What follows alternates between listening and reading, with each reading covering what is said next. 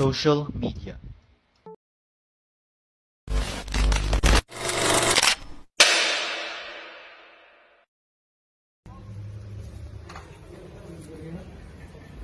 Bagay lang yan sa'yo. Mahirap man malayo sa iyong pamilya.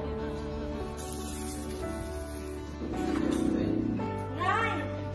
Ito, may pagkain pa akong dala sa inyo. Hayaan niyo, Nay, pag nakaipon ako, ipapagamot ko kayo.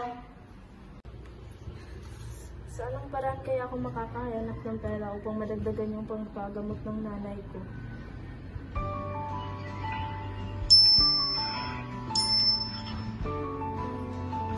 Grace, gusto mo bang kumita ng malaking pera sa mabilis na paraan? Ano pang hinihintay mo? Magpadala ka na ng 5,000. Legit kaya to?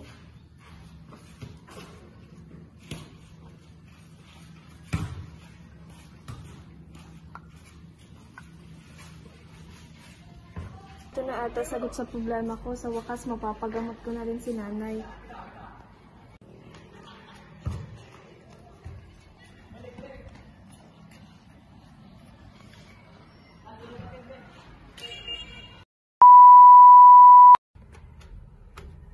Oy, miss, anong ginagawa mo dito?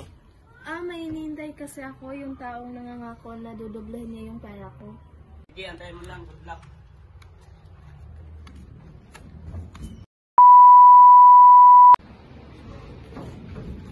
Bakit nandyan ka pa?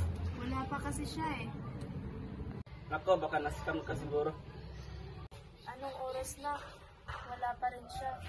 Baka na-scam nga talaga ako. Paano na kaya yung nanay ko? Di ko na mapapagamot.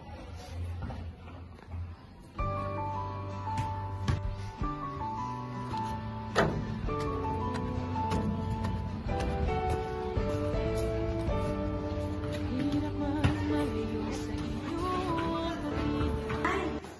Nay! Andito na po ako. Nay! Nay! Nay! Nay! Dahil sa maling desisyon ko, hindi ko napagamot yung nanay ko. Ngayong wala na yung nanay ko, wala na rin sa yung buhay ko. Nay! Patawad po.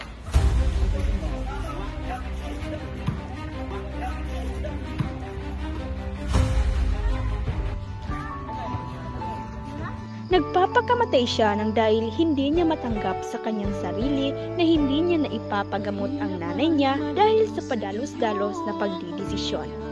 Minsan, ang padalos-dalos na pagdidesisyon at pagiging bulag sa katotohanan ay pwedeng magdala sa atin sa kapahamakan at pwede itong mauwi sa pagsisisi.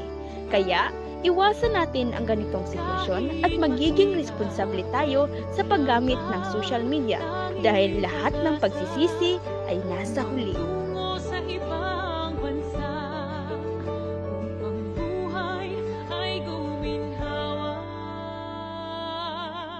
Kumapit ka lang sa iyong